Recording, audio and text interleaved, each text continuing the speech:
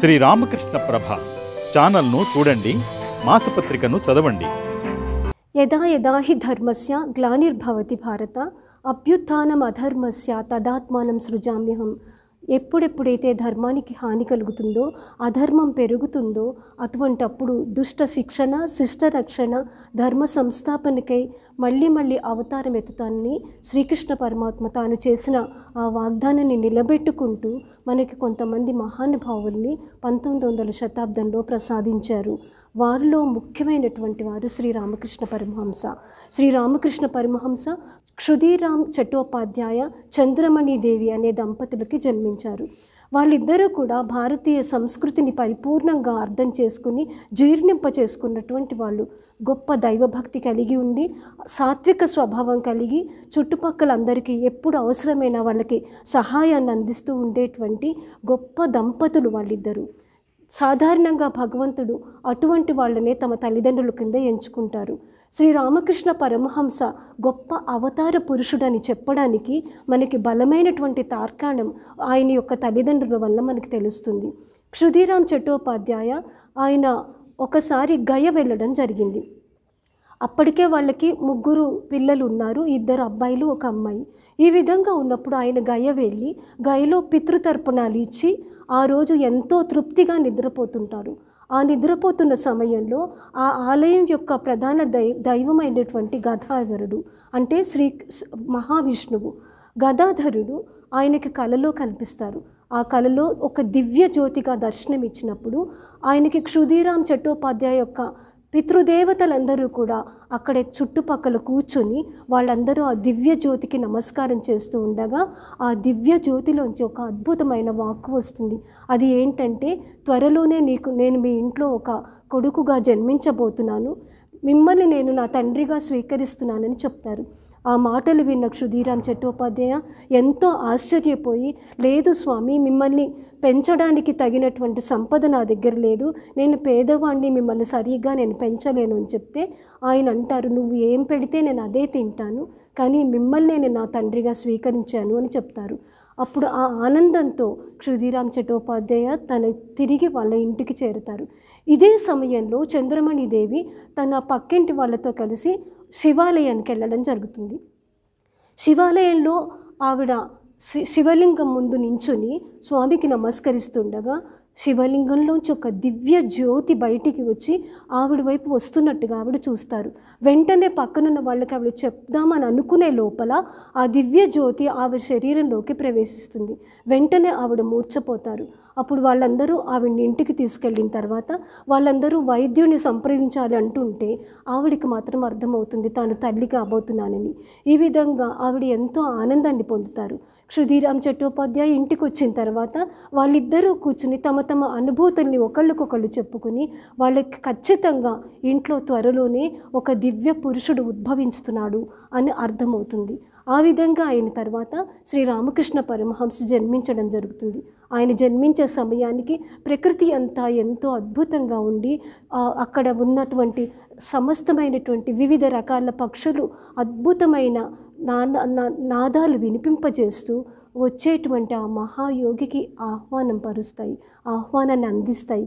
ఈ విధంగా ప్రకృతి అంత అద్భుతంగా ఉన్నప్పుడు ఆ మహాయోగి యొక్క జన్మ కలుగుతుంది.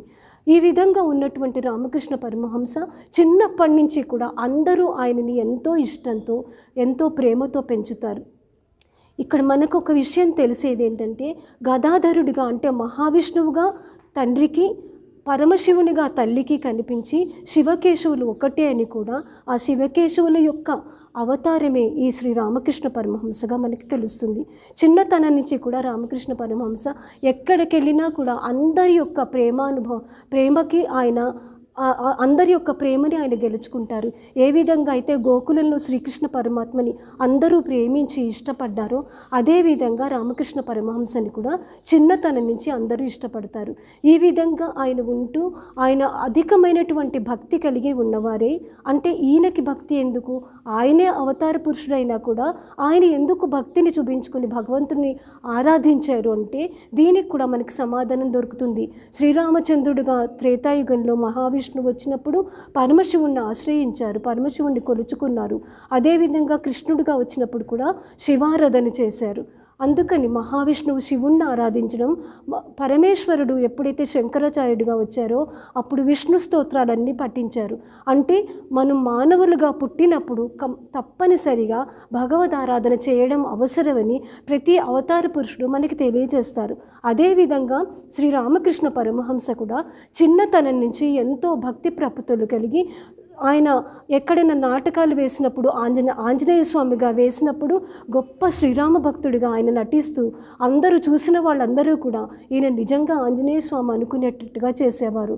అదే ఒక కృష్ణ పరమాత్ముని యొక్క నాటకం వేసినప్పుడు ఆయన రాధాదేవిగా గోపికగా వేస్తూ ఆ కృష్ణ పరమాత్మ యొక్క ప్రేమలో ఆయన ఎంత మాధుర్యాన్ని ఆనందాన్ని అనుభవించారో కూడా మనకి తెలియజేసేవారు.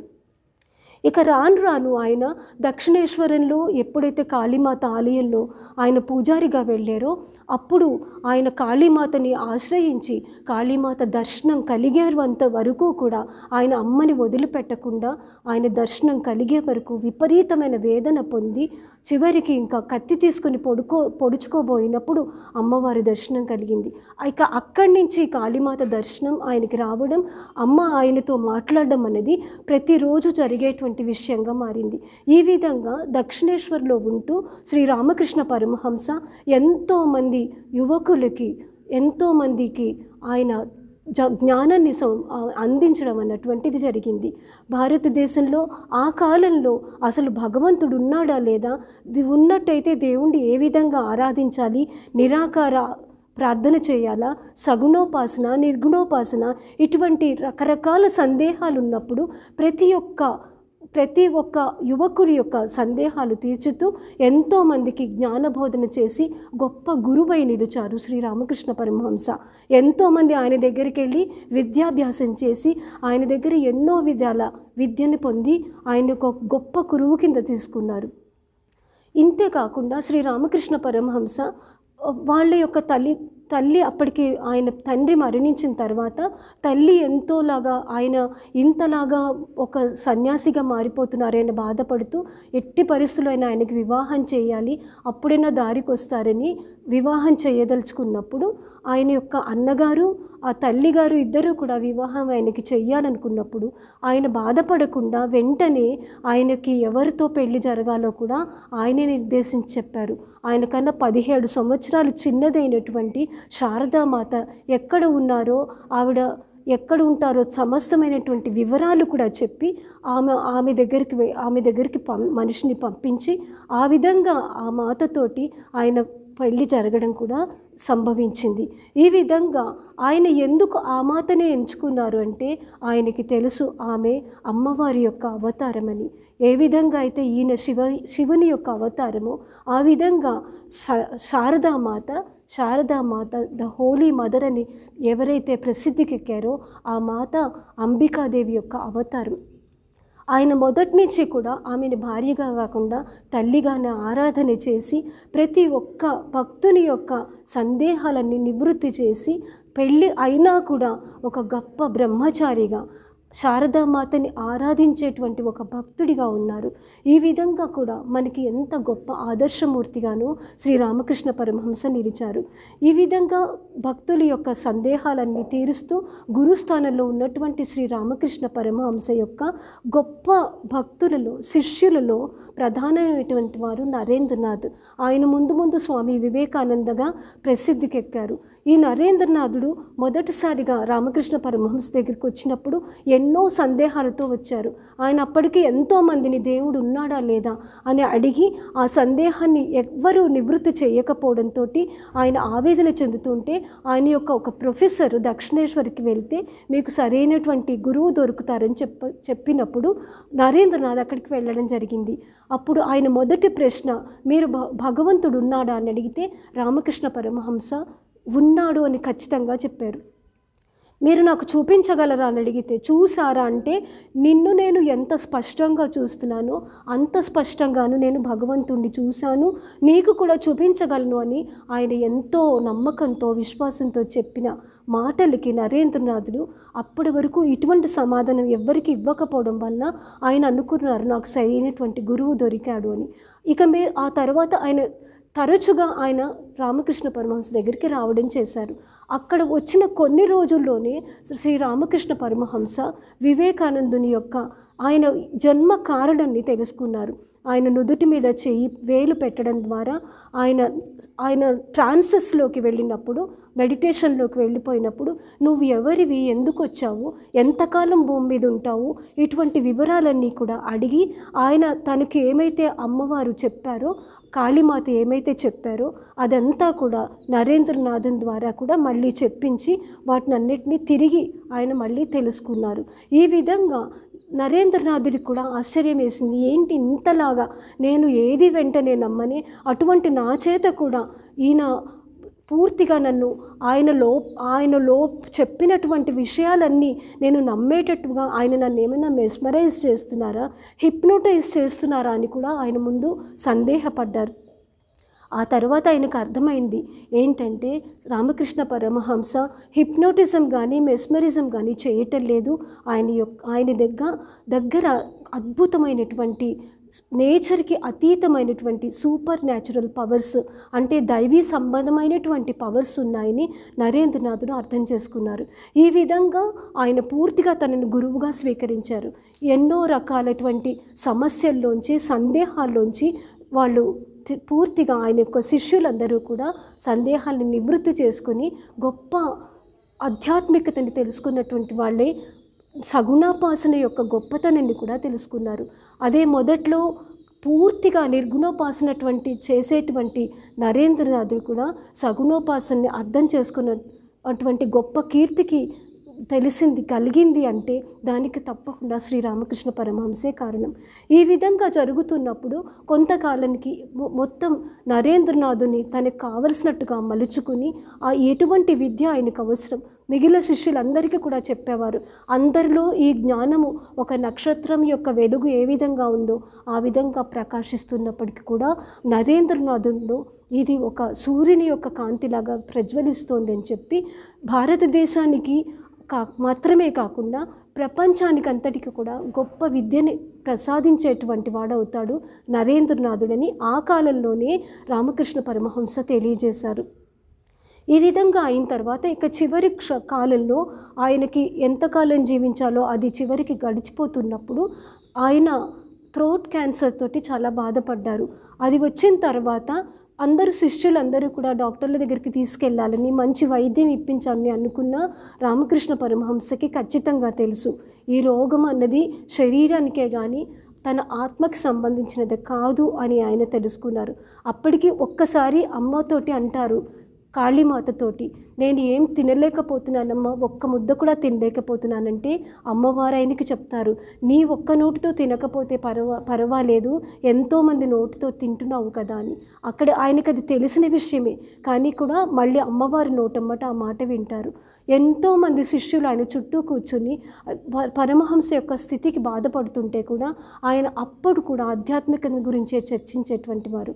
ఇక కొన్ని రోజుల్లో ఆయన పరమపదిస్తారనగా నరేంద్రనాథుని ఒక్కడిని తన గదిలోకి పిలుచుకొని ఎదురుగుండా కూర్చోపెట్టి ధ్యాన నిమగ్నులు అవుతారు. అదే సమయంలో నరేంద్రనాథుడు కూడా ధ్యానంలోకి జారుకుంటారు. ఆ సమయంలో ఏం జరిగిందో మనకి తెలియదు, కానీ ఆ ధ్యానంలోంచి బయటకు వచ్చిన తర్వాత రామకృష్ణ పరమహంస కన్నీరు కాచుతుంటారు. అప్పుడు నరేంద్రనాథుడు ఏమైందని అడిగితే, నేను నాకున్నటువంటి సమస్తమైన జ్ఞానాన్ని, విజ్ఞానాన్ని, ఆధ్యాత్మికతని పూర్తిగా నీలో ప్రవేశపెట్టాను.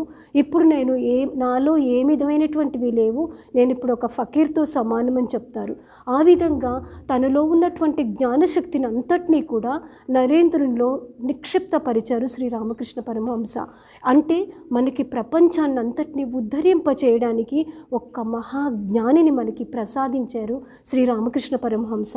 ఈ విధంగా ఉన్నప్పుడు ఇక ఆయన గొంతులో నొప్పి పెరుగుతుంటే అక్కడ పక్కనే కూర్చున్నటువంటి నరేంద్రనాథుడు ఈయన అవతార పురుషుడు అని అందరూ అంటుంటారే, మరి ఈయన తన నొప్పిని తను పోగొట్టుకోలేదా?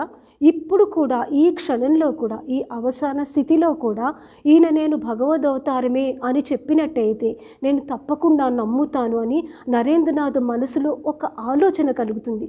ఆ ఆలోచనకి పూర్తి రూపం కూడా వచ్చే లోపలే అది అర్థమైనటువంటి రామకృష్ణ పరమహంస శారీరకంగా శక్తి లేకపోయినా కూడా తన శక్తిని అంతటినీ పుంజుకొని నరేంద్రనాథుని వైపు తిరిగి త్రేతాయుగంలో ఎవరైతే రాముడో, ద్వాపరయుగంలో ఎవరైతే కృష్ణుడో, ఈ కలియుగంలో నేనే నీ ముందు కూర్చున్న రామకృష్ణ పరమహంసని అని ఖచ్చితంగా చెప్తారు.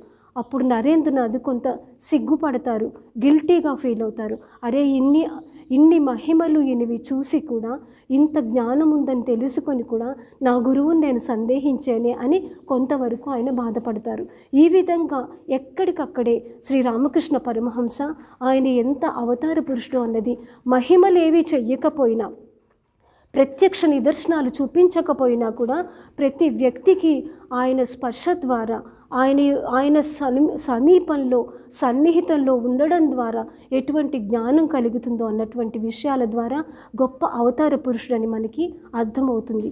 ఈ విధంగా ఆయన ప్రపంచానికి ఎంతోమందిని మనకి ప్రసాదించి తన యొక్క ఉనికిని మనకి ఇప్పటికి కూడా స్పష్టంగా తెలియజేస్తూ ఉంటారు.